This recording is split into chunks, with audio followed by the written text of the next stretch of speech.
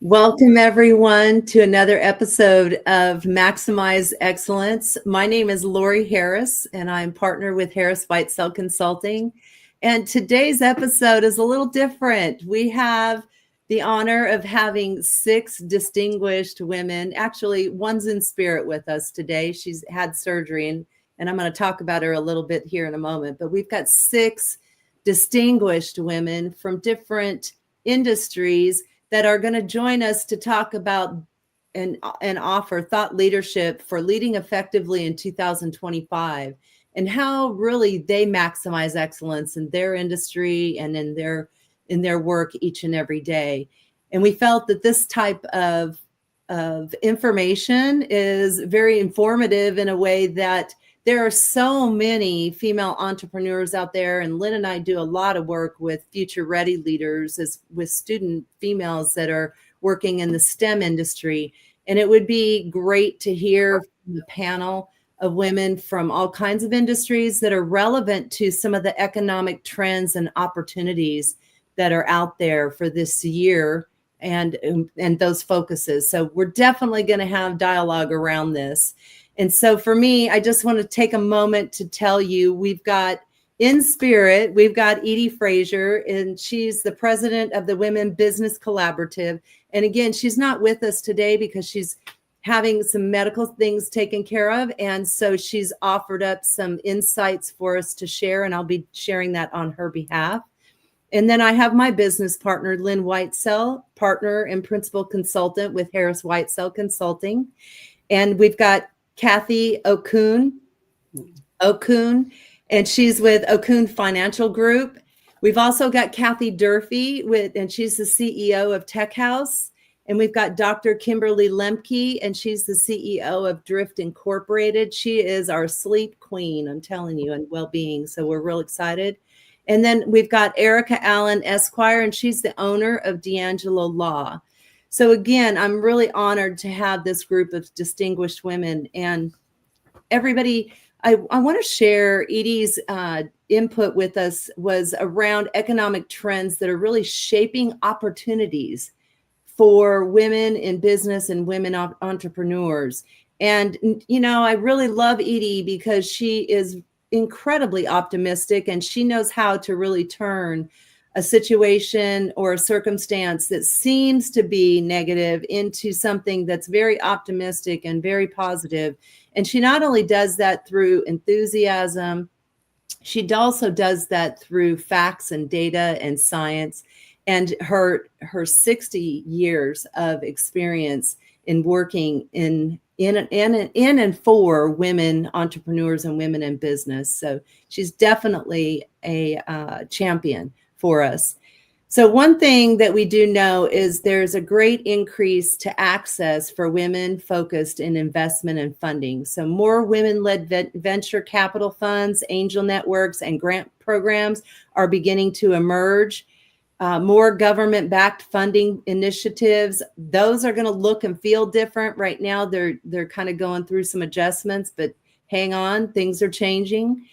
Also, there's growth in women-owned businesses in emerging markets. So where women entrepreneurs are driving economic growth is in those developing regions around the world, Africa, Southeast Asia, and Latin America. And that's due to the increased digital access and microfinance options that are out there. Also, cross-border e-commerce and digital payment solutions are enabling women entrepreneurs to expand globally with fewer barriers.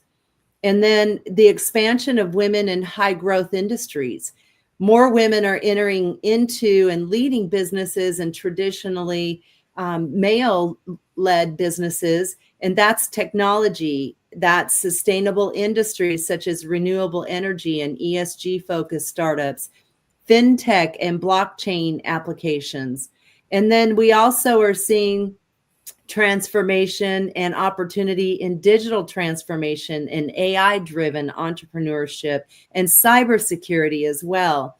And then the last bullet here talks specifically about the increased focus on social impact and ESG entrepreneurship. So where we're seeing sustainable products and circular economy solutions.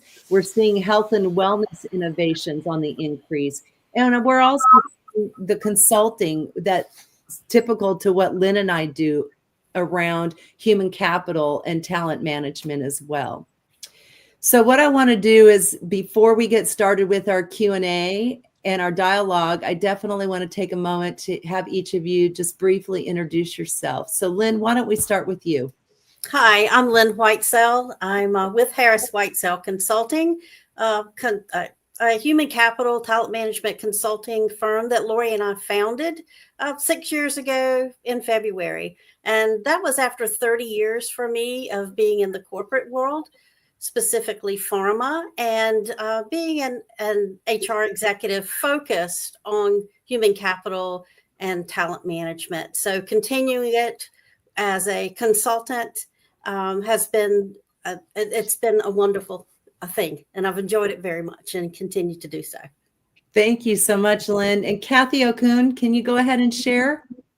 Yes, I'm Kathy Okun. I'm with Okun Financial Group, and we are advisors in the Maryland area. We work all over the country, of course. We are working with our clients in the area of estate planning, investment planning, business planning, and retirement planning. And working with a lot of women, especially, but owners in general, and trying to help those out there make good decisions about their money. Love it. Thank you, Kathy. And I apologize for mispronouncing your last name. No I'm going to get it. I am Okun. I got it now. All right. Next up, I've got Dr. Kimberly Lemke. Hi, I'm Dr. Kimberly Lemke. I'm a psychologist. I'm a sleep science coach, founder and CEO of Drift Inc. We go and we do workshops and we do keynotes and help organizations understand how much revenue they're losing when sleep from their employees is affected. So we focus on sleep being a daytime issue, and it's not a nighttime issue. And so we really help people maximize their days, because if you don't maximize your days, you won't sleep at night. And so the cost, not only sort of from the human level in terms of not being able to be our best selves, is affected by sleep, but as organizations and business owners, it also really affects our bottom line when we're not focusing on the sleep of our employees. Thank you. Thank you. Okay, Kathy Durfee. Hi. Yep. Thank you so much for putting this together. Very excited about this. We do some of what Edie was talking about. I'm Kathy Durfee. I founded TechHouse about 30 years ago, and we provide solutions to digitize data and processes and help make tech be an accelerator instead of an obstacle. We work mostly with professional services and manufacturing companies, and they're typically stage 1 or stage 2. So 5 to 10 employees up to maybe 50 or 100 employees. Love that. All righty. And Erica Allen. Hello, everybody. I'm Erica Allen, formerly Erica DiAngelo. I am the founder of DiAngelo Law, a trademark and intellectual property firm that helps small business and entrepreneurs protect, start, and grow their businesses, and also the founder of Bransition, which is the coaching and consulting side of that, which helps people not only protect what they have, but actually find ways to strategically monetize and leverage the intellectual property that they have. Thank you, ladies. Thank you. Are you ready to dialogue? You ready to get this started? Ready. Right? I know. Ready. So Kathy Durfee, I want to start with you first, and I want to talk about how women entrepreneurs can leverage cybersecurity and cloud technology to protect their businesses in 2025 and beyond. Okay, so I will give an abbreviated response because there's so much to cover there. But first, just want to make sure that everyone's aware that most attacks are against small mid-market organizations. And so not the large ones. Most are against small ones. And that's because in many ways, they're the easiest to get to attack. So the first thing I would recommend you do is familiarize yourself. Well, work with someone who's knowledgeable in it, but familiarize yourself with the National Institute of Standards. They have a framework you can use. It's got 6 really simple components. Governance, what are your guidelines and procedures? Identification, what are you trying to protect?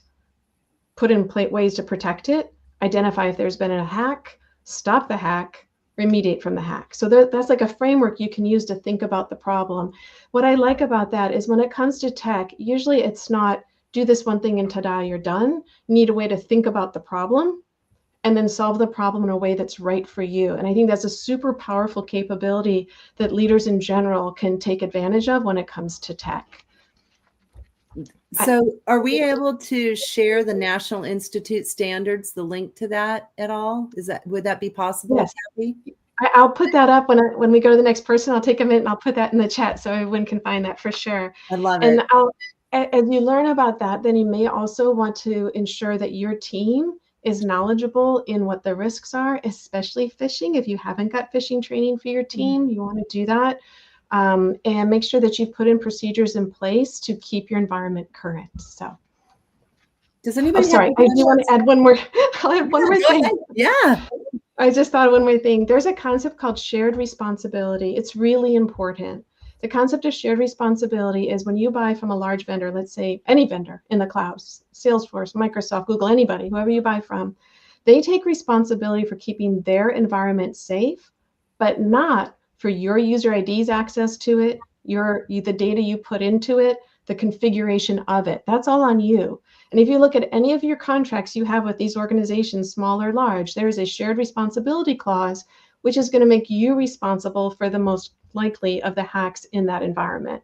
So make sure you understand what your responsibility is and how you're protecting those. Having it outsourced to a software as a service provider does not mean you don't need to worry about security anymore for those. Excellent. Anyone have any response or have a question for Kathy? No? All righty. I'm going to move on and I'm going to ask Erica. Okay, sorry, I think I saw Kathy raise her hand, so I was just see if she had yeah.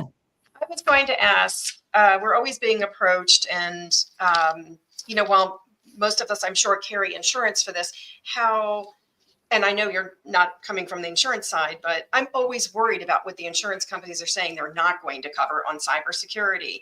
So, we all run out and we buy this insurance and then, it just worries me. So I don't know if there's anywhere we can learn about that, or what they try to get out of or anything like that. I do have thoughts on that. Yeah, absolutely. Yeah, it's super important. Insurance is driving security in many ways right now, right? Because that's hard for them. So yeah, they're driving a lot of it. And I would put a couple things out there. One, if they ask you to fill out a questionnaire, make sure you really understand, because you do not want insurance fraud to be added to your problems. So you have to truly understand what's being said, which many of us in leadership positions, if it's outside our area of expertise, it's hard for us to have that true understanding. So that may require some consultative time with someone somewhere to truly understand what am I saying is an answer to it.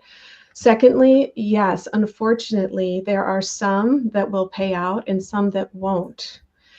Some may say, yeah, we'll pay, but you have to use our vendor, and a vendor will be at our cost. And then if it's identified that some of it is due to your actions, now you're on the bill for that as well as the breach. So yeah, I think there are a lot of there's good and there's not good out there. There are brokers who specialize in offering across all of them and helping you understand the differentiations between them. Sometimes we're restricted by what we can afford. But it's good to understand what you are and are not getting. I'm so glad you raised that. So thank you for asking that. Sure. Excellent. Thank you. Thank you, Kathy's. I love it.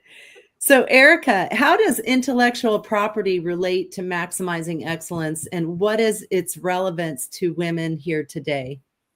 Thank you. I want to start by addressing what intellectual property is, because I know for a lot of people, it seems like a really intimidating word or something that only applies to big businesses, but that's not the case. In fact, all of us small business owners have a ton of intellectual property. For most of us, it's the majority of what the value of our business is made of. Intellectual property is everything that we create. It's our expertise when we put our expertise out there. And this conversation, for example, is intellectual property. Our content that we put out on social media, all of it. So we all have a ton of intellectual property that we are using, and hopefully some of us are protecting on a regular basis. So when it comes to maximizing excellence, what does all this have to do with that? I would say, well, what does maximizing excellence mean to you? Is it about your impact? Is it about money? Is it about more time, innovation, whatever it means, or a combination of those things. But the reality is, to get to those things, understanding intellectual property and how it can be used as a mechanism to give you more time, to give you more money, to give you more impact, whatever it is essential. It's something that actually sort of levels the playing field between small businesses and big businesses.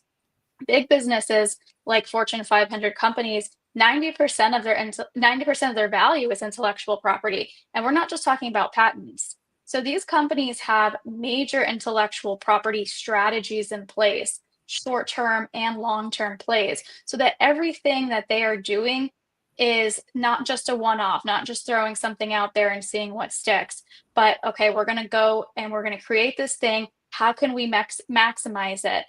Sometimes, like, we talk about repurposing content, you create one thing and put it out there.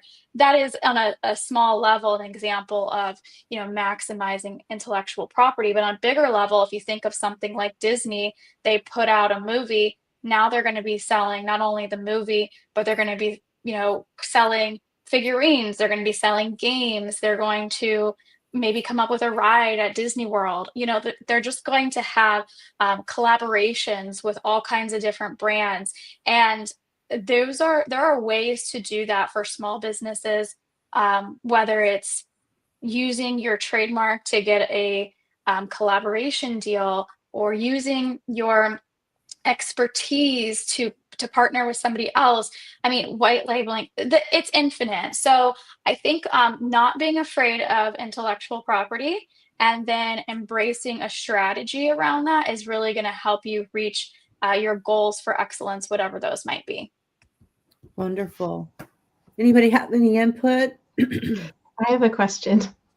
Yeah. I remember some years ago, Erica, I had spoken. I was so excited for us to be able to talk, which I know we're going to talk more later, but I had spoken with somebody about the possibility of protecting intellectual property, because we have a lot of innovation in our company, some software-based, some more, I'll say, thought-based.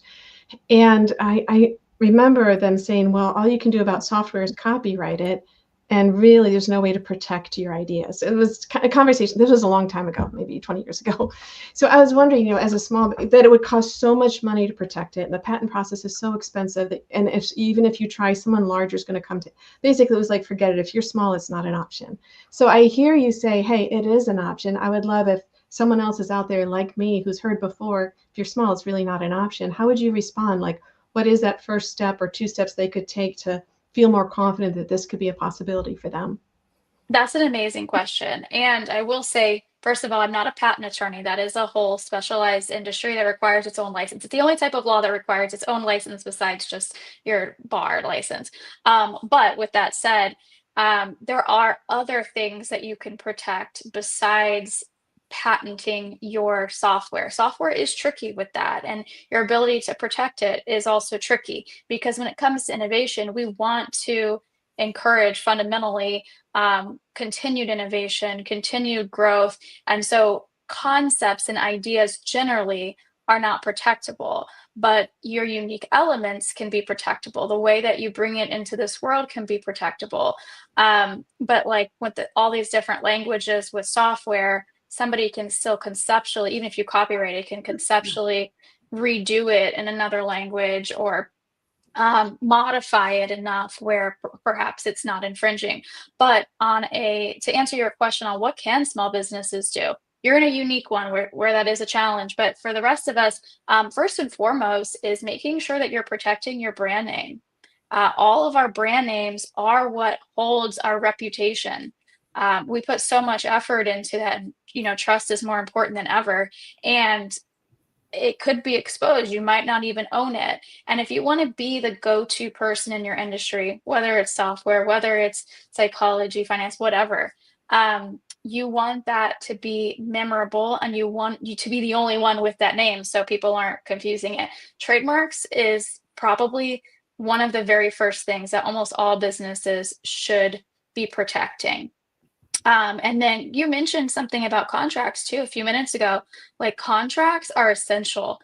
Most protection is going to be built into contracts, whether it's contracts between you and a client or customer, between you and vendors, wherever, like making sure you have the right language, because sometimes it can feel like, oh, that's so unlikely to happen, whatever, whatever.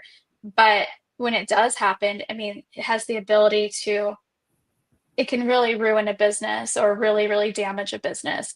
And not only that, but having those things in place can also set you up for, like my Disney example, right? Having the right strategy in place. First, you have to protect it, but then when you have them in place, you can leverage it. And that's the same for trademarks or copyrights. Patent is its own beast, I will say that. And for a lot of small businesses, it is hard to attain. Thank you. Thank you.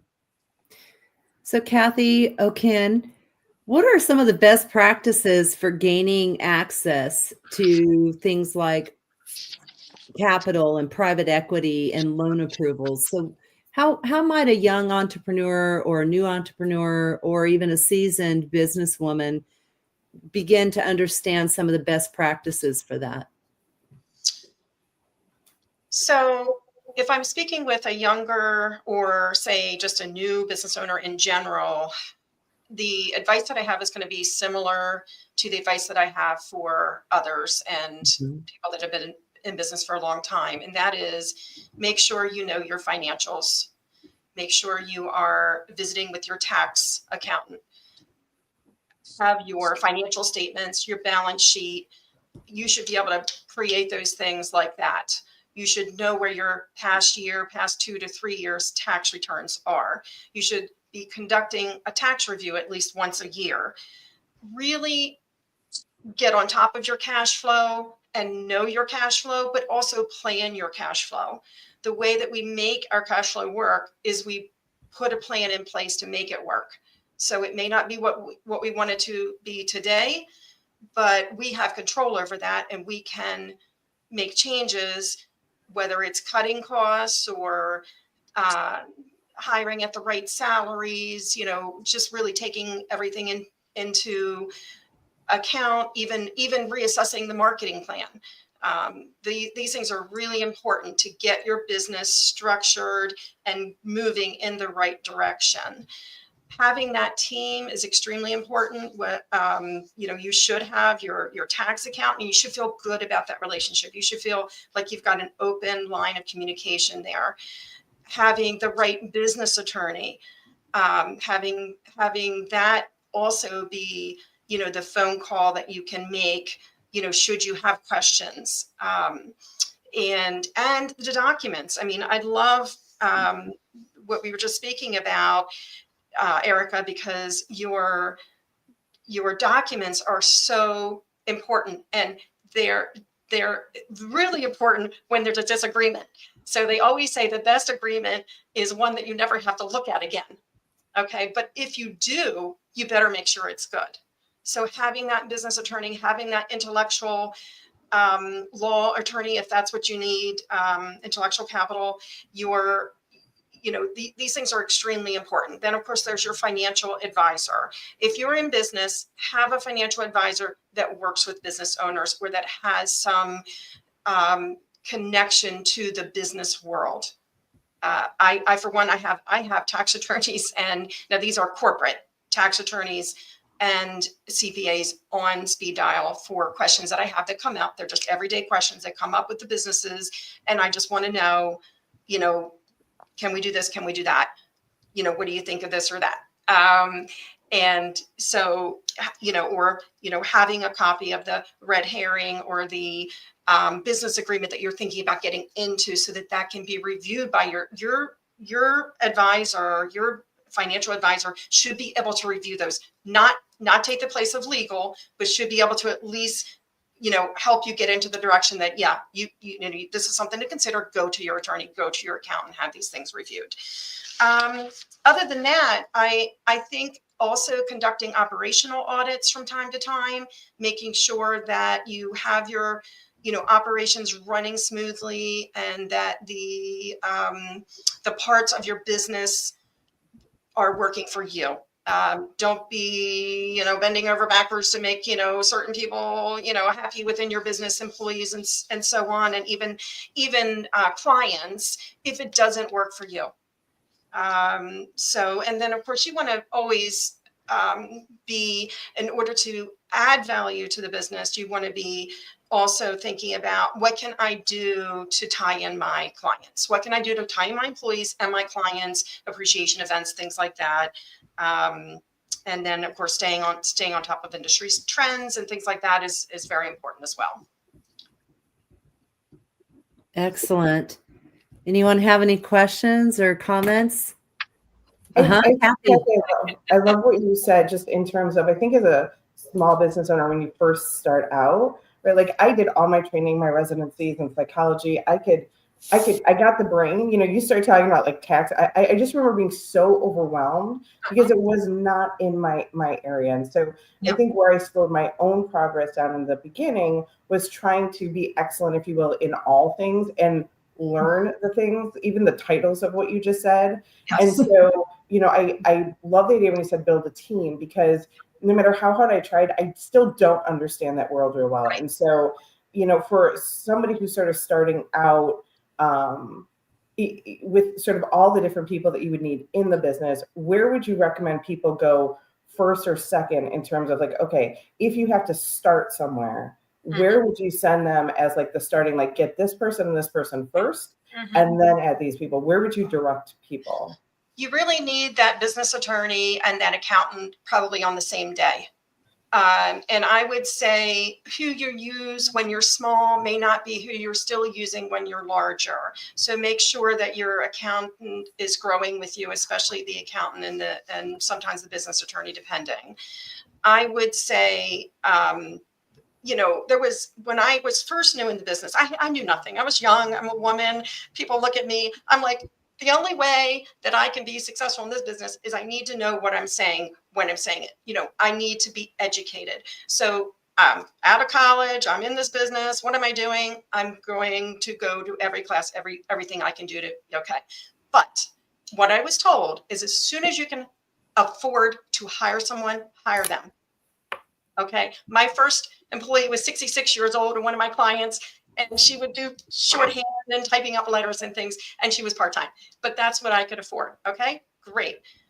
I say you need the attorney and the accountant before that, and a good financial advisor before that happens. You may feel like you can't afford an accountant. You better have one. You better have a CPA. So again, you may start more small and move to a larger firm later. But you may never outgrow. I know people that have not outgrown, their accountants have grown with them. So did I answer your question, Kim?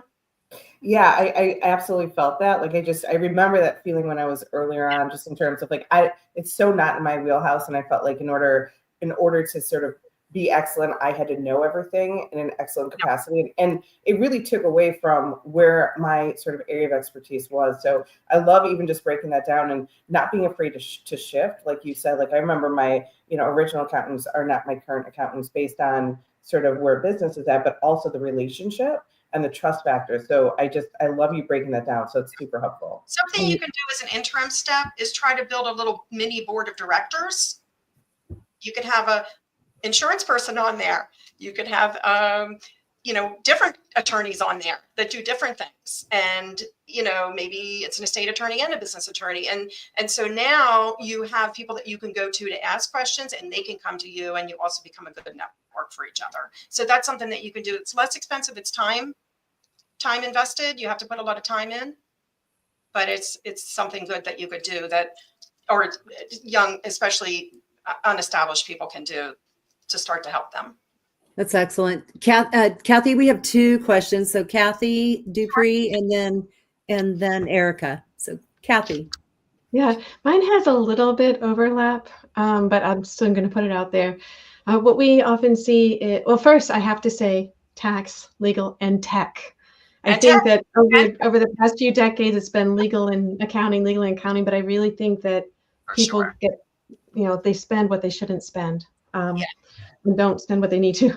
Okay, but anyway, so one of the challenges we see happens, people find their tax accountant, great. They find, I'll say, someone to do bookkeeping, maybe a bookkeeper, maybe a family member, whatever, but somebody's doing bookkeeping. And then there's a whole tier of fractional CFOs when you get to maybe somewhere between 20 and 50 employees. There's a ton of people out there who have experience in that sector. But I'll give the example for myself. I was probably 5 or 10 years into the business, and I was watching my P&L all the time. I understood it, and I watched it. The balance sheet was a whole nother matter. Yeah. And I had some transactions hitting inventory. We had no inventory.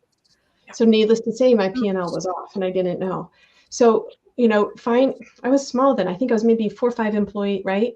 So how do you, and I don't know if you know, I don't know how one solves for this, but in that, I think, small growing stage where you really need, to the earlier point, someone who knows it, but knows it for that size organization, not the requirements of that 20 to 50 seat, but more the, 5 to 10 or 15. Yeah. How do you help fill that accountant gap, if I can call it that? What are your thoughts on that? I get this question a lot from my smaller clients, and I always ask them, are you familiar with QuickBooks? Are you in QuickBooks Online? Are you working with a bookkeeper? Excellent point that you make, because that bookkeeper is going to work hand in hand with your accounting office or your accountant, or maybe one in the same, because they have other people that do bookkeeping at the accountant's office. So, but going on the weekends and looking at QuickBooks can really be eye-opening and can really help that small business owner to really start to understand cash flow and balance sheets and such. So that I definitely say, if you don't have QuickBooks, you got to spend that $60 a month and get yourself QuickBooks, and it's going to make your life a lot easier. So DIY probably is the right answer then, until you get to maybe 20 or so employees, unfortunately. Okay, understood. Everybody is different. I think different, depending on what a person's comfortable with and what their cash flow is, because you could have only 5 employees, but have a high revenue. So, and lots of expenses. So and I love the point about the tech person. I definitely have my tech person on speed dial for sure. And he knows when I call him. All right. So Erica, you had a question as well? I'll just briefly add to that. The importance of hiring these people ahead of time. I know it can be it feels really scary, and like, how am I supposed to come up with the money? I haven't even made any money, whatever. But I just want to reiterate it and the importance of it, because sometimes, ideally, a client comes to us before they start a business, and we can really give them the one-on-one. Here's what to do. Here's what to avoid. And, when it comes to naming, people get so excited. They then invest thousands of dollars into marketing and branding. They then spend a bunch of time developing this business and really trying to create a reputation. And all the while, they have no idea if they're actually going to be able to keep that name long term, or if they're actually accidentally infringing on somebody, which is even worse, right? So this can really, really open doors to major problems if they don't get this information ahead of the game. So I understand what it's like to open a new business and be a small business and not have a lot of capital, but that's just something that you really shouldn't pass on. And when it comes to growing, and maybe you'll need somebody different in the future, I also know it can be frustrating having to work with multiple different types of attorneys or types of advisors, but you want somebody who knows their stuff in the industry that you're talking about or you're looking for help in. Mm-hmm. And so if that means you have to have 3 different types of lawyers for now, that's fine, because the alternative is going to a big law firm that kind of has people that do it all, but they're going to be way more expensive, and that's probably not where you want to start out. Excellent. I love that. I was just going to say, I think some of what Erica's hitting on is that strategy matters. Mm-hmm. When you start, strategy matters, not just when you're 3 years in or whatever. Strategy matters. And those 3 areas, tech, finance, legal, strategy, you're going to have so much money, $2,000, whatever, but where is that money going to go, and what's going to be the return you're going to get from it? So yes, you can have your bookkeeper, or you can have somebody more tactical, but in each of these areas, you definitely need somebody strategic. Love this. Using your community to get some of these names is huge, right? I know that I asked the question when I sort of filled my team, especially attorney-wise. I asked, who do you like? And then I also said, who do you not like? Like, who do you never want to go up against, that you've been up against, that you can't stand, that you lost, cases to? Because honestly, that's who I hired, right? Like, I needed somebody, and there was 3 people who said, as much as I cannot stand this person, they get what they want every time for their client. So I didn't like them for me because they lost, And so honestly, that's who I ended up hiring is because I think within the community, I think you can find people who, are honest in terms of like, listen, this person is the best of the best. And so I don't like them because of what they did sort of against my company, but they know, to your point, what they're talking about. So I'm a fan of using your community and getting references from your community. Excellent. Kathy Okun, do you have anything that you want to wrap this question up with? I thought of something while we were all talking. I thought so. I could tell you were writing. As well, which is be careful what you're doing online. When you're paying bills online, you better know who you're paying. I have a WPO friend out there that I was talking to last year. And not only did she lose $60,000 because she thought she was paying a vendor who somehow got into her system and posed as a vendor, calling the bank says, oh no, if you don't let us know, and it was something like 24 hours, or maybe it was 48. It was like, if you don't let us know within that time, from the time it goes out, we can't do anything. Big bank. But she had to still pay the vendor, and had this. So it was like $120 mistake. So be really careful. I just tell everyone, be careful with paying bills online. Make sure you know where you're going. Make sure there's different parts of authentication that you're going through before you're paying those vendors.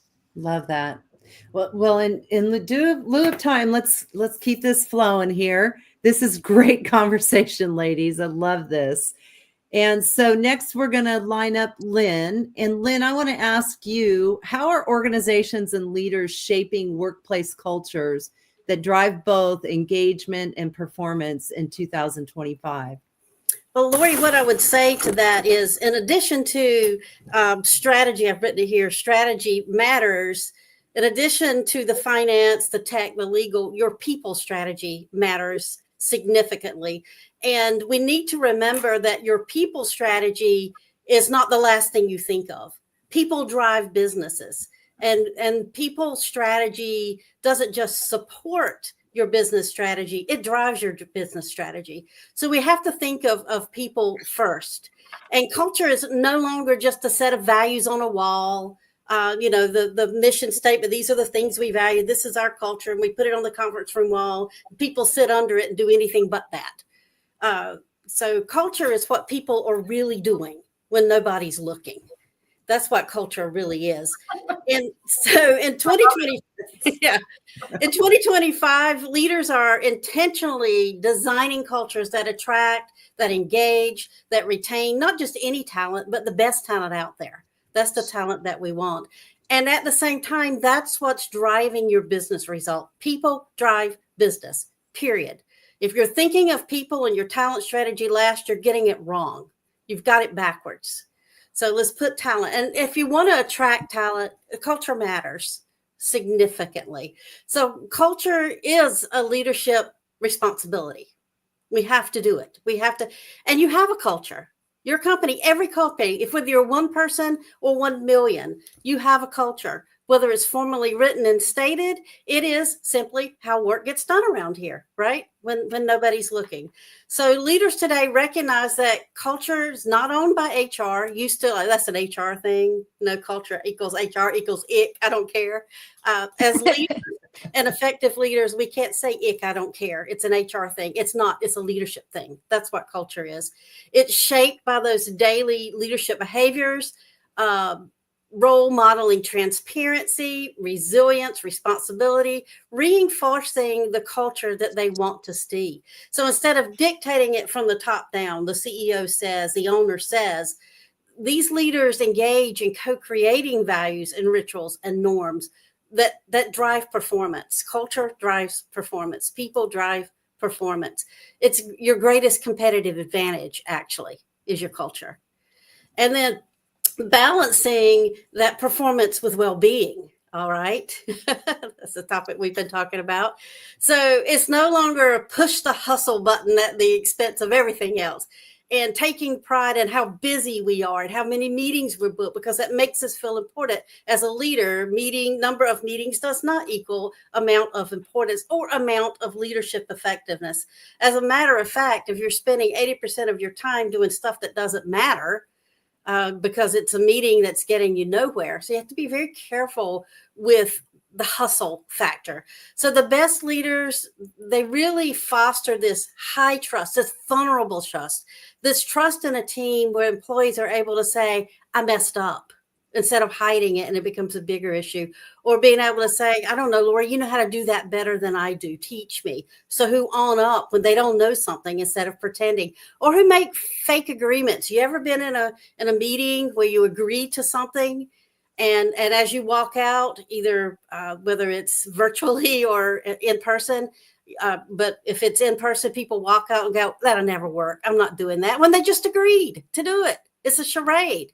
That's a culture, the culture of charade and lack of trust and no vulnerability. And that vulnerable trust does start with the leader, by the way, or it won't happen. And then, modeling flexible work models, mental health support, clear paths for growth. This is what people want. People leave companies because there's nowhere else to grow. And frankly, if people aren't uncomfortable and being challenged, guess what they're not doing? They're not growing. We grow in times of discomfort. That's when we grow. And so if you have employees who are not growing, you know what they're doing? They're rusting. We've heard of burnout. Have you heard of rust out? You ever had an employee leave because there's nowhere to grow and they're bored out of their minds? Just, hey, your reward for being really good at what you do is you get to continue to do only that. That's how we reward them as leaders. Enlightened leaders and successful leaders in 2025 know that is not the case. And also driving that culture in hybrid and global teams. It's really, really important. That's a permanent fixture now. It really came into being, highlighted in the time of the pandemic where everything went remote. We know that, and things are going back to the office, but a lot of things are hybrid. And we're a global world. I mean, Lori and I work across the world. We have just as many clients that are not in the U.S. as who are in the U.S. So understanding how to lead in that kind of environment, that environment of creating connectivity, creating a sense of belonging, creating the alignment across all those distributed teams. What is your culture? How do you hang them together? How are they working together? How are we all on the same team? How are we not enemy silos? And if we all have separate goals that are not associated with the other, that's exactly what we have. We have a company that's just in chaos. So that sense of driving the culture in the hybrid and global, using intentional touch points, digital culture holding, cross-functional collaboration, connected to that mission that's real. If you have a mission statement that's posted or that comes up every time they go into the company virtual vehicle, whatever it may be, Teams, Zoom, whatever, and it's just something you wrote that you dictate, that's not your culture. And so you need to know what your culture is. And did you know that you actually measure culture? People think, oh, it's this non-tangible. I have no idea. I think I know. I heard. This is what I think. But you can measure culture. You can measure what is actually happening in your organization, what the organizational culture is. Is it a constructive culture or is it not? There's 3 types of culture. You need to be constructive. What is your ideal culture? What culture would enable you for the future? What would that be? So identifying that, where are the gaps between the ideal culture and the what's really happening culture, that real organizational culture? And then what are the levers you can pull then to close the gaps, to get to the culture that is needed? And it's important, higher engagement. You want to keep the people that you hire. It's really costly to hire. It's really costly to lose. We get them in, we get them trained. That's, it's like all kinds of opportunity costs, real hard bottom line costs are associated with that. And we want to attract the best talent, and we want to keep that best talent, and we want to grow them. And we want to have a culture where we are open and we are curious and we're committed to learning, instead of that kind of culture where we are closed and we are defensive and everybody on the team is committed to being right. Because when you're open, curious, committed to learning, that's where organizations themselves grow. That's where innovation grows. That's where performance grows. That's where your bottom line grows. That's where you're keeping people and they're wanting to do the best. And there's a culture that enables them to perform. Thank you, Lynn. Woo! I care about culture. It matters. I love it. I love it. And I'm sitting here trying not to chime in or say anything. I'm going, you're in a moderator role, Lori, stay there. Does anybody have any comments or, yeah, go ahead, Erica. That was amazing. You said a lot there. Love it. I talk a lot about competitive advantage and trust and reputation. Could you touch on how culture and having a positive culture or any culture within a business is reflected outwardly, not just like within your inner business and employees, but to the public? Okay, so nobody has a secret culture, even if it's not written. It's your employee value proposition. What makes somebody want to come and want to stay? And that's your EVP. And so you do care about your EVP. And outwardly, it's just as much for the employees that you have as the candidates that you're looking to have. And in this world today, people really care about the culture of the company as to where they're going to purchase their product, their service. And so we have all kinds of ways to be out there on social media. Glassdoor, if you've not been to Glassdoor and looked up your company, do so. This is where people go and tell the ex-employees and current employees, get out there and give the real dirt. They tell you what's really, really happening in a company. So it matters for the ones that the employees that we have. It matters for the employees that we're trying to get. And it matters for the customers that we are looking to come buy our products and services. And today it's easier to get your culture out there. It needs to be authentic. It can't be a bunch of made up, whatever. I won't use any other words, but whatever. It has to be real. It has to be authentic. And then you have to distribute it out there. Do you have a website where you're sharing thought leadership?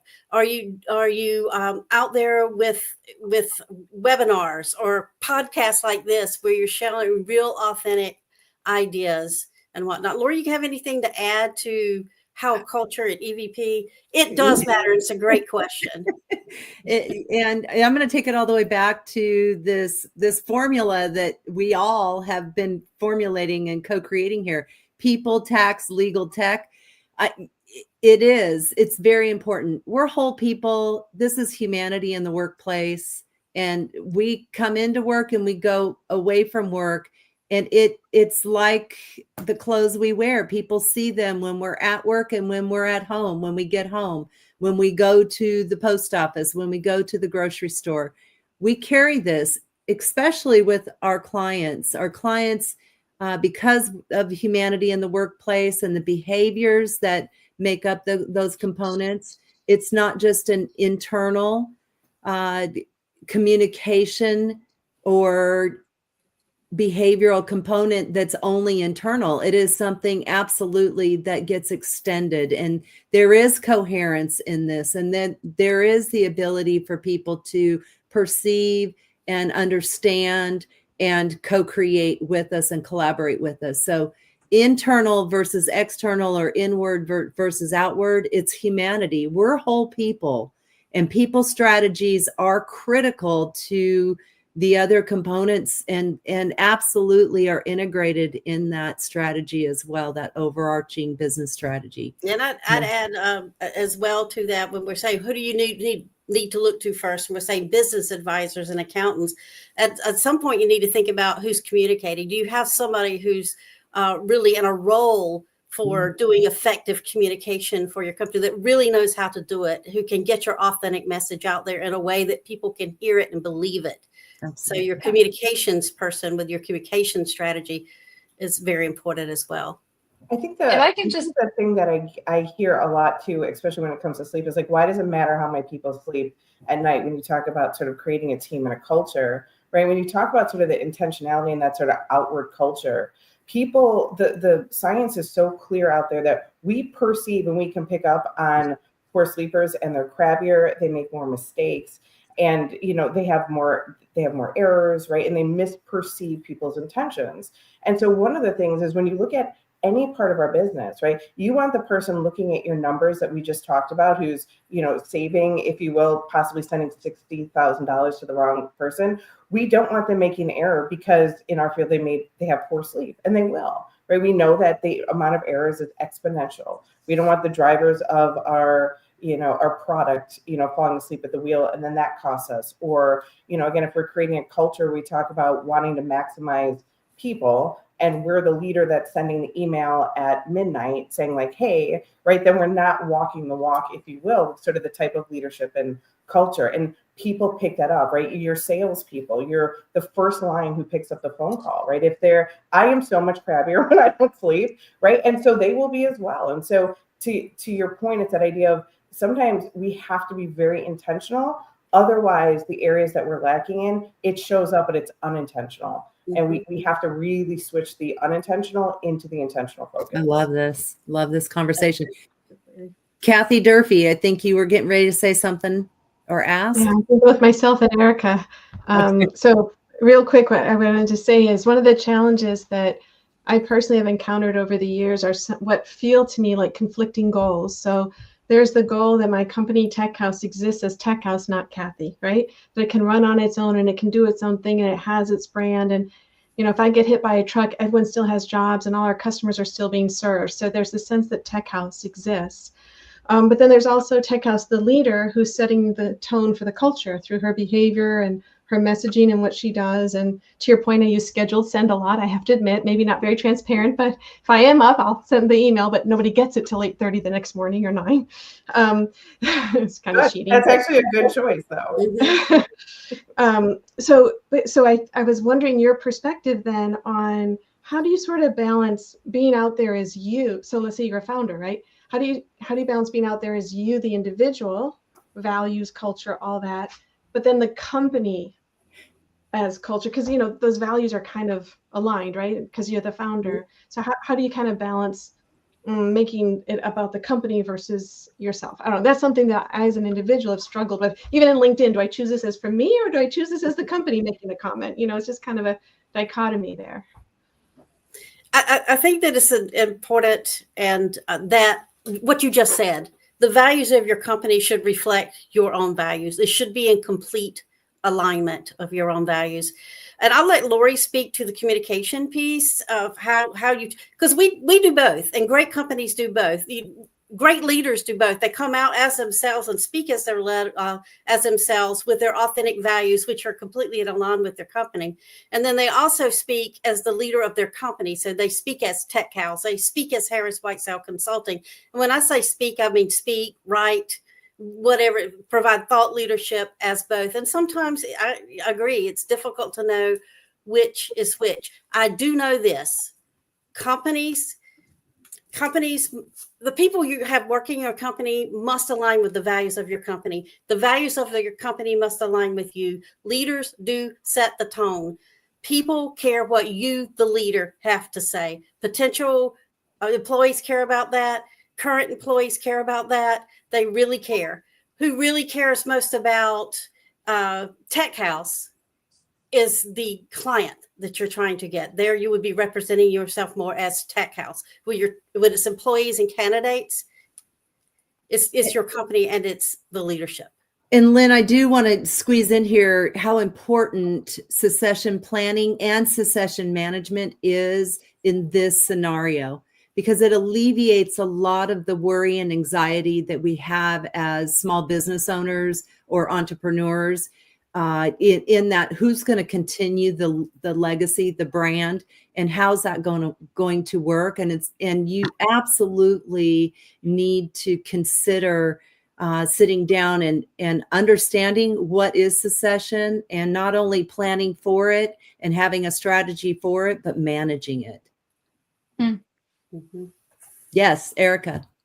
Everything just ties together so nicely, really. It might sound like we're talking about so many different things, but it's all really just one thing. So first of all, we're all going to exit our business one way or another. Hopefully you have a plan for it, because the alternatives, not great.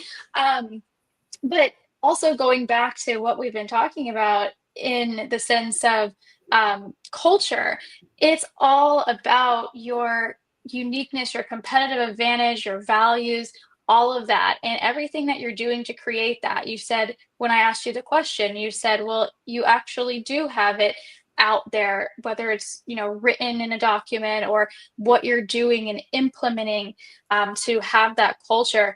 all of that too is intellectual property. All of that is creating value within the business. So by the time you get to Kathy Okun and you want capital, or you want to sell, or you want to do whatever, you have value, literally tangible stuff that's tied to your reputation, your goodwill, that they can put a number on. Like we were saying, you can actually measure value. You can measure all of it, all of those things, like operating manuals. That's literally intellectual property. Training manuals, training videos, all of it, intellectual property, and all of it has actual value.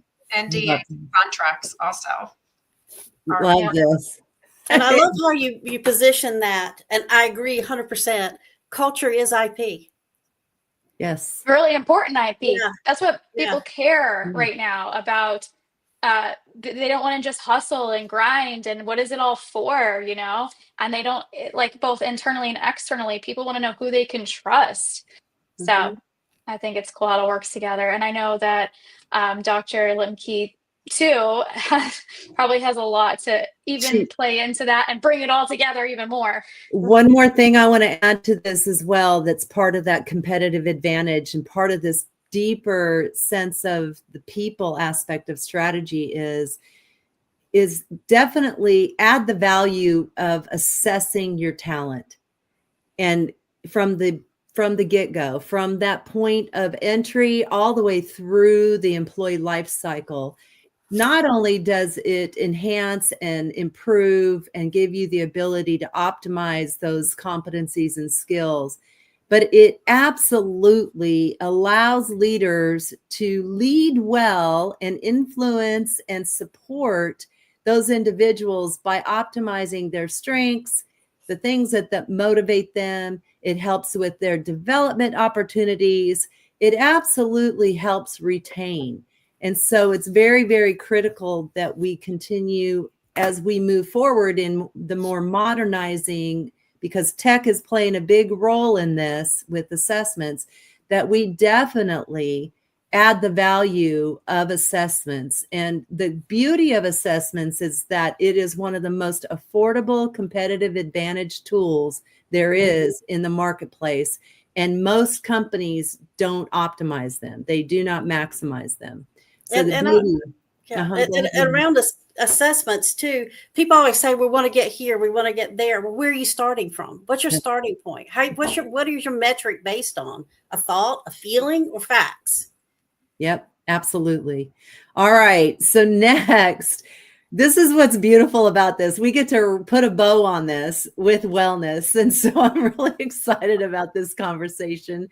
And Kim, this was intentional that I put you here in the very last section of this panel here, because with you, there's two questions that I really highlighted with you. And that is, what's the common misconception about sleep? Because sleep is such a significant factor in our well-being.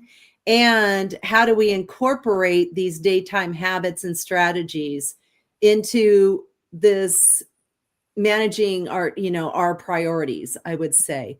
So without further ado, I'm going to hand over the conversation to you. Yeah, I love it. And I love all this conversation because, right, from a sleep perspective, right, none of this happens with poor sleep, right? Our people don't grow. We make bigger errors. We can't make accurate assessments. We can't grow. We feel stuck. Even if our manager, our boss, or our leader creates a phenomenal environment, but we're not sleeping, we feel bad. And then we leave, right? We know, even just from a sleep perspective, you lose 7.2 hours a week per person in a poor sleeper. So whatever your company is, everybody in your organization who does not sleep well loses 7.2 hours of productivity a week. That is a significant cost to your company. We know you're paying 85% higher insurance rates because they're usually on anxiety meds, depression meds, their health is failing, blood pressure, diabetes, or they're seeing me in my practice because they're overwhelmed and burnt out. And so you're paying in that way as well. And you had mentioned sort of turnover and keeping the people that you're growing, right? And we know that there's a 49% higher turnover rate in poor sleepers because they're miserable. And it's so frustrating as a leader when you're trying to create this environment, you're trying to give everybody these strategies or create a team around them. And if their own, sort of sense of well-being is off, it doesn't matter what you do. And so really that's where sort of Drift was born, is really our tagline is better sleep, better humans, period. And I don't care if you're an accountant, I don't care if you're a psychologist, I don't care if you're in tech, I don't care if you're in consulting, I don't care if you're working at Costco when I'm checking out my chicken. I don't care, right? Like, I know better sleep, better humans, period. And the data behind that is huge, right? And so you think about all the money spent in marketing, right? And if somebody said, here's all the data on it, 7.2 hours lost, and we're not going to use that because it's wellness. It's just, you're not seeing as a strategy. And people, what they do when it comes to sleep is they see about it the two areas are, it's either a nighttime issue, right? Which is, I'm going to go to bed at night at 8. And so if you think about sleep as a football game, don't ask me a whole bunch about football, but I do know there's 4 quarters, right? And so if you're only thinking about sleep in that 4th quarter, you will lose. It's not about it. It's about how are you playing the first 3 quarters. So during the day, we use something called a sleep balloon. Basically, all that means is that you are building this sleep balloon full of chemicals during the day that you will then use at night. The next day, you will fill that balloon back up with these chemicals, and you will use them at night, just like every other animal out there. And so what we tend to do, though, is we tend to focus on nighttime and say, well, I don't have time for that. I don't have time to sleep more. I don't have time for this, right? And so what we have to understand, it's the first 3 quarters that you have to maximize. You have to fill that balloon, and you fill it through that sensory stimulation. You fill it through sunlight, through sense of smell, taste, touch, all of those. And incorporate it. Listen, if you were to say to me, I need you to go take an hour walk today, I'd be like, you've lost your mind, right? I have, we're doing this, which is phenomenal. And then I have clients and patients, and then I have kids coming home. I can't necessarily go take an hour walk. But what I can do is I can make sure that my window, and all of you can, wherever you're sitting, is bringing in light as we speak. And I'm in Chicago, so we don't get a whole lot of light, but I'm absolutely going to make sure I'm by that window, right? I'm going to make sure, and I always have sort of a candle, something that smells, for that sense of smell, right? There's no reason you can't be in a board meeting and be intentional about picking the room that has windows, putting mints on the table to stimulate that sense of taste. Make sure that you're offering colder water, maybe some lemon that people can put in it, because as you're talking, you are building their sleep balloon and they don't even know it. You can put a cinnamon stick in their tea. You can have all this stuff that we provide. But if we do it with intention about building their sleep, then when they go home at night and they're up, it's 4th quarter, they will sleep better. And what we tend to think is we don't have time to sleep. And the reality is you don't have time not to sleep. And all you have to do are these simple things. So as I'm drinking this water, I'm making sure it's cold. It's not interfering with what I have to do during the day. And so that's what I want people to understand, is that if we don't help our people and our employees and even ourselves build the sleep balloon, we will not function as well. We cannot be excellent without good sleep, period. And so we can absolutely build that into our days without adding any extra time into what we're already doing. When I go to bus line, that sunroof is open. Why? Because am I getting warm sun? Absolutely not. I don't even know how cold it is right now in Chicago, but it's not warm sun. But I know that I'm getting sunlight. And every mom in that bus line, I'm the one that's like, open up your sunroof, right? It doesn't change what I have to do, right? Like, I still got to go pick up my kids. But it's these little strategies that you just incorporate into your day to fill that sleep balloon. And then you will use it at night. And then you fill it back up the next day. And just be mindful about compensating for yesterday. So if we didn't sleep well yesterday, you got a fresh balloon today. So focus. Don't sleep in that bed longer. Don't go to sleep earlier. Focus really on every day for yourself and your organization, your employees, really sort of building your sleep balloon and their sleep balloon. Excellent. Does anybody have any questions? I or do. comments? We all do. Did you call on me? Yeah, go ahead, Lynn. Okay, Have so working with an organization who has the hustle culture and they're proud of it, even though it's the absolute counter opposite of a constructive culture. And how successful they're being successful in spite of it, but how successful could they be? What is the real opportunity cost for that kind of culture? And we're talking a culture of 20 hours work and 4 hours home. I mean, literally 7 days a week kind of culture. Do you work with companies like that? Do you work with leaders like that? What kind of success have you had in trying to transform that kind of culture? Yeah, I mean, I work with anything from Walmart to, the directors of a mattress firm to, like anything you could imagine, right? Pharmaceutical companies. And right, I always get we don't have time, Mm-hmm. right? We don't have time. I got to work. I don't have time, right? In law firms, like it's our billable hour. We don't have time for this. And so it's like, great. Well, then take 7.2 hours, multiply that by your billable rate. That's what you're losing. So as long as you're good with that, then do not prioritize sleep. But if anybody came to you and said, we're losing 7.2 hours of sleep per person because of X, Y, or Z, I guarantee you X, Y, or Z would be dealt with immediately. And so when it comes to those firms, really, or any sort of these organizations, incorporate it into what you're already doing. So literally, I will have individuals and corporations look at their meeting areas and say, do you even have a room with windows? If they do, and all you have to do is choose it, well, then choose it. Right? Do you ever ask your individual people how they sleep? The answer is always no, because we don't want them sleeping, we need them working, right? And so the idea is, well, if you want to maximize their potential, I will say, how do they know about sunroofs? Has anybody talked about sunroofs with them? And they're like, why would we do that? Well, because as they're driving to their next meeting, right, they can be absolutely working on their sleep, talking on the phone, brokering a deal, doing whatever they're doing while building the sleep balloon. You can be at a conference and I'll have top CEOs and I'll say, what are you drinking? Right? And they'll say coffee. And we'll look at, okay, what time is it?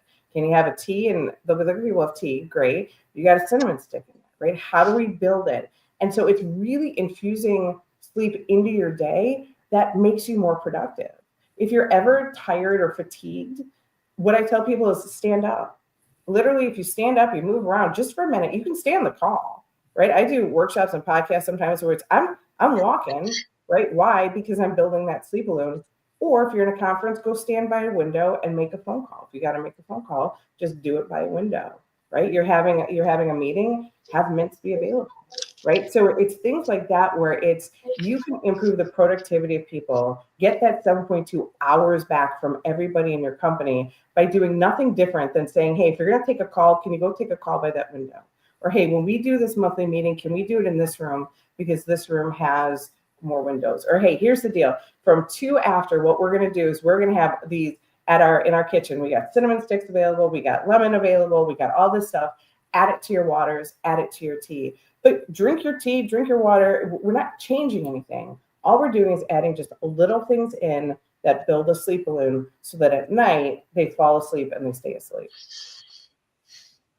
And I want to just add on to that. Do you do individual consultations with individuals that lack the ability to sleep well? Yep. So in addition to sort of the keynotes and the workshops, we also have an online course. As a single mom, right? Like to be able to do everything in terms of individual coaching, I wouldn't have time to do anything. And so we created a course so that people and organizations also upload that to their wellness platforms. So if you have Calm app, if you have anything like that you're interested in well-being, then this becomes another addition to it. So in addition to sort of the individual coaching, we also created this. And we also work with sort of smaller groups as well, personalizing their sort of sleep and daytime journey. So sometimes the reality is you have certain executives or you have certain team members that you really need to be performing well. And so we'll dedicate time individually to them and really sitting around and looking at how they're structuring their days, how they're structuring their nights, and also sort of some of that cognitive thinking, because what happens is a lot of us can't turn our brain off at night. So we focus a lot on strategies to help turn our brain off at night so that we can sleep better. Excellent. Kathy Okun, you had a question. I think you might have passed over it right now as far as the different things that you were talking about. I was just going to ask, how does the hustle culture that I created my company with, how do I slow down? How do I turn that off? Because my group here, I think out of the 5 other people here, only one person's really like that, like I am, and everyone else is like completely different. Go with the flow and got to go outside and take a walk. Yeah. Me, if I could walk my block around my neighborhood at 10 o'clock at night, I'm okay with that. So, but no, really turning it off is really, really hard. So I just probably need to become a client, but Yeah, one of the strategies I always, tell people is if you're one of those, individuals, and most of us are, who can't turn our brain off at night, it's a type A personality a lot of times, right? And so it's always thinking about how do you grow your business? What's the next thing? Or you get that call about, something happened with an employee or situation or whatever it is. And so as best as we're able to remember that it's our brain. At the end of the day, it's ours. And we get this helpless, like, I don't know, like it just thinks about what it wants to, right? It's your brain, right? And so when we feel that sort of helpless, like it just stays up all night and it's just thinking about what it wants to, we really have to intentionally take control back and be like, hold up a minute, like it's literally my brain. So one of the things that we do is called cognitive distraction, which basically means you tell your own brain what you want it to think about, right? So Kevin, we talk about sort of that brain, going and, say, okay, well, I am going to think about, right, a beach. And then you get sunk in the details of it, right? What kind of beach? Do I feel the warmth under my feet? I feel is there sun? Is there anything around me? And you build this scene so that your brain at night thinks about what you want it to. Or the other option that I adore is called cognitive shuffling, which basically means bore the bejesus out of your own brain. Like your brain at night is like, oh my God, I'm going to solve all the world's problems, right? Like this is going to be phenomenal, right? And let me think about all the bad things that might happen. And so cognitive shuffling says, we're not going to make any connections tonight. What we're going to do instead is I'm going to bore you. So pick a word. It could be whatever, excellence, bedtime, whatever it is. So let's say you choose bedtime. You literally start with the letter B and you go B and you think of every word you can that starts with B. So balloon, buster, blanket, banana, you just bore it, right? And then you go to E and then D. And what happens literally is your brain is like, this is really boring. I think I'm just going to check out, and it'll put you to sleep. So intentionally take control back of your mind at night. And so that is how, we can do it, is think about the things that will help us sleep. The thing that I get a lot of is those sleep trackers. I get questions on those. We tend to be a group, and probably your listeners are people who probably have sleep trackers of some sort, those Oura rings, the Fitbit, whatever it is. And what we're actually seeing in our field is something called orthoinsomnia. And what that is we're seeing an anxiety condition forming about people wanting to obtain the perfect sleep score, which is then making people get worse sleep. So what I beg of you, if you're using those, is that we're not making this a game and a perfect number, right? I don't want to see a perfect sleep number. I want to see that tracker being used to remind you we should start winding down, or did we get some sunlight, or when did we wake up today? That's how I love these trackers being used. Otherwise, we're literally creating an anxiety disorder in our field of people trying to control their sleep too much, and it's working against them because nobody can sleep when they're anxious. And unfortunately, we're using these sleep trackers and it's making us more anxious. So that's just a shout out to a lot of us out there probably have them. And if so, please use it in a way that's going to help your sleep and not hurt it. Excellent dialogue. thank you. Go ahead, Erica. Oh my gosh, I know that we've been talking for a while, but there's so much goodness here. A couple things that I wanted to add on. It could feel super overwhelming, everything that we're talking about. Like I've had doctors be like, you need to be less stressed. I'm like, yeah, okay. Like how am I supposed to actually do that, right? So a couple things I wanted to share is I was recently at a conference and somebody was talking about Stephen Covey's Big Rocks. Can you guys hear me okay? Uh-huh. What was it called? Stephen Covey's what? Big rocks. Big rocks. Oh, big rocks. So basically, if you have a jar and you have sand, pebbles, and rocks, and you fill it up with sand, and then you fill it up with pebbles, and then you fill it up with rocks, it's going to overflow. There's not enough room in the jar. But if you start by putting I believe the rocks in first, then the pebbles, then the sand, it all fits in the jar. So I think it's about shifting the priorities, your big rocks, and making time for them first. So that's sleep. If you need 8 hours of sleep, like non-negotiable. And I know I'm not trying to say that it's just about the number of hours, but those things that you're doing, even like the sunroof, right? That's kind of like the sand, right? Because you're still doing what you need to do, but it's just getting it's just getting brushed into the rest of the thing. So you already have to make that drive to your kids' drop off line or whatever, right? So now the sand is just sprinkling it in. So I think for those who are feeling like overwhelmed, it's just like a shift in prioritization. And then the other thing that I wanted to say that's also relevant to this is, looking at our business models here, especially because it can be so hard. Like, how am I going to find time for all these things when you're exchanging time for money? I mean, that is a tough business model. I think all of us here do that to an extent, at least in part of our businesses. And that's not a scalable business model.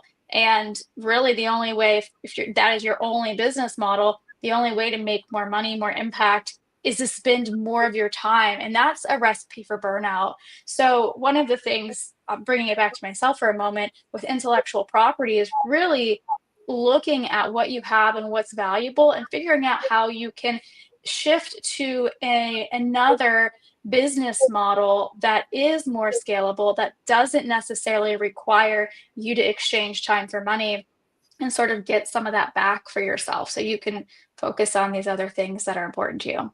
Excellent. Lynn? And I'd like to add to this from a cultural perspective and a leadership perspective. This is where leadership coaching comes in as well. For executive leaders, we do a lot of that, is helping leaders understand the impact of their own behaviors on the culture of the organization, and really get a true grasp of what am I doing that's perpetrating this culture? And is this culture that I started my company with the culture that I need now? Because it can change. And am I burning my people out without even knowing it? And how do I change that? And what do I do about that? So it's the intentionality of the leader in doing that. And we do help leaders discover that. And then also, again, I can't say enough, Lori touched on assessments. Do you really understand your culture? Do you really know what it is? Do you really know if it's constructive or the most constructive it could be? If not, you might want to find that out as well. The other thing too, when you talk about culture, just to add in, is I think something that becomes incredibly helpful is the language, right? To have a common language is so helpful for a culture, right? So that everybody's on the same page. So even when you ask the question about, right, like how do you help those organizations?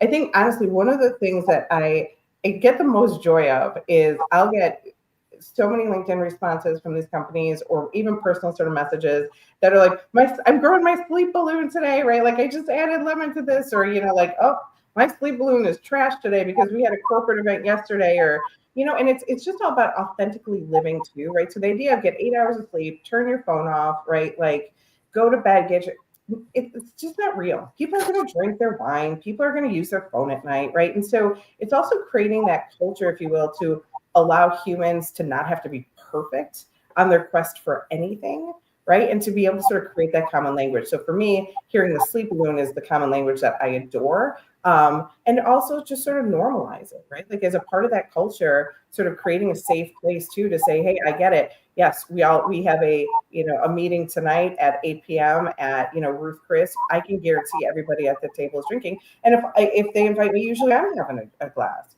But then we don't have to catastrophize it. And I think in business, we catastrophize a lot, whether it's our sleep or it's a success or it's a failure. And when we catastrophize, we just create so much anxiety and we create so much, emotional upheaval that then it's just hard to function and be excellent, I think, in any way.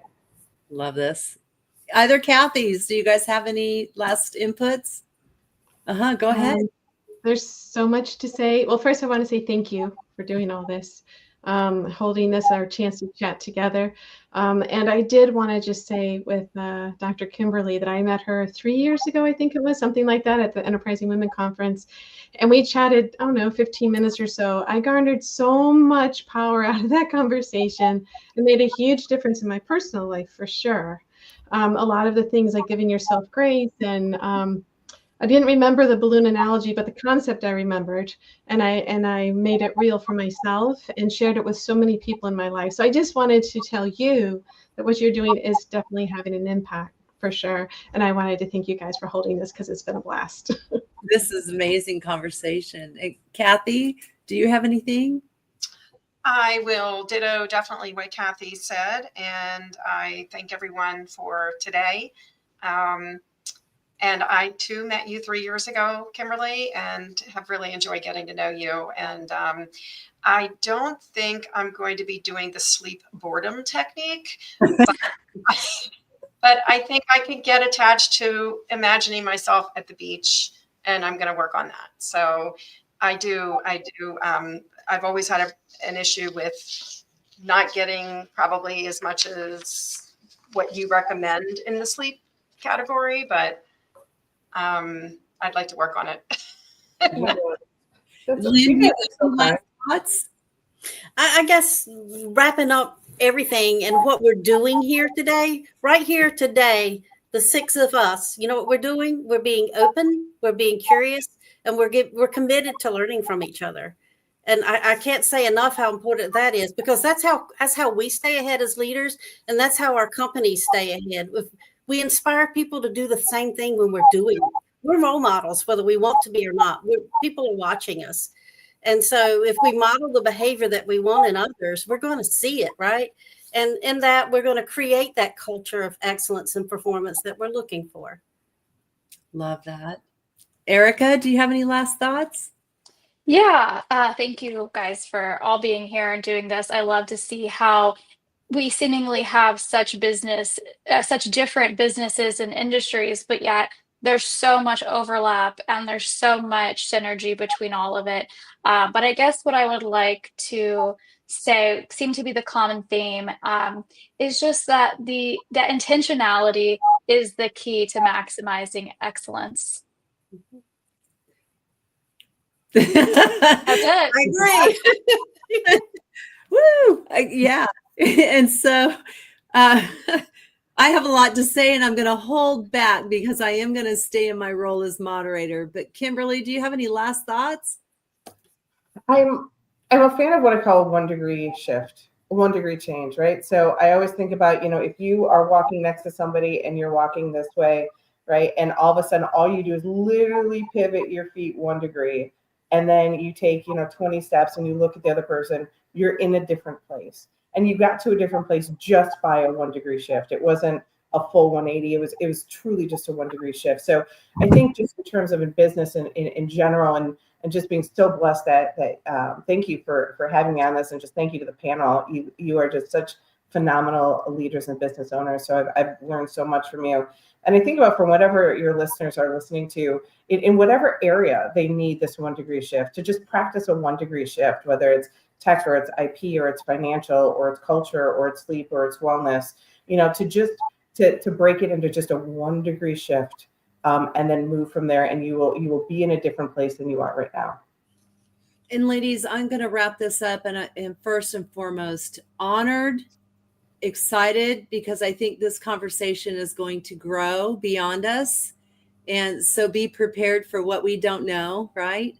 And I also want to say that we only covered 1 question with each of you, and I asked each of you to provide me 5 questions. So there's lots more to talk about, and I hope to have that conversation with you again, either it's through this podcast or in person with you all as we get to see each other and interact and collaborate and co-create. But I will say this, I know there's 1 practice that I do every day that I would love to share, and that is I put my feet on the ground as I get out of bed, and I open my window. And in looking out my window, I do 3 things. I ask for alignment. I ask for alignment to center me. I ask for alignment for me in my environments that I am in and going into. And I also ask for alignment in those strengths that I want to intentionally apply energy. So energy being emotions and feelings around my priorities for the day so that I can be at my highest and best. And out of that, it gives me permission throughout the day to shift, not just 1 time, but shift multiple times. And at the end of the day, I do a little exercise that takes less than 5 minutes. And that's, I just sit in gratitude. It doesn't matter what kind of day I've had, if it was challenging, if it was exceptional. I sit in gratitude, and then I ask myself, did I do my best too? And it's normally my values that I'm asking around. And that exercise has changed my life. The other is I'm fully inspired by my partner in that she inspires me because she's one of the most optimistic individuals, and she has a belief in assume positive intent. And that truly changes dynamics in all kinds of circumstances and situations. And language, I forget who said it, language matters. And so when we think about culture, when we think about our impact, when we think about 2025 and maximizing excellence, it begins and starts with us, and it begins also with language. And if you're using any kind of negative language, you've got to start identifying that, labeling it, and shifting from that into that language that's going to be more positive, more optimistic, more co-creative, where there's learning, growth, and responsiveness. So that's, I'm going to end it with that. And we could probably keep talking, but I am so grateful for you all. This has been probably one of the best podcasts that I've had to date. I enjoyed the concept of bringing in more than just one voice. And so this is a first for us. And I think we're going to do more of these, Lynn. I like this concept of having Maybe even a part 2 of this one. Oh, I would love that, ladies, because there's more to talk about. But thank you again. And to our audience, each and every day, find ways to maximize excellence. Thank you, everyone. And please, ladies, stay on board so that we can sit into the green room. Everybody have a great day, and we'll talk soon. Thank you for tuning in to another episode of Maximize Excellence. Visit our events page on our website for details on upcoming podcasts, and visit our YouTube channel to listen to past episodes. And remember to ask yourself at the end of each day, did I do my best to maximize excellence today?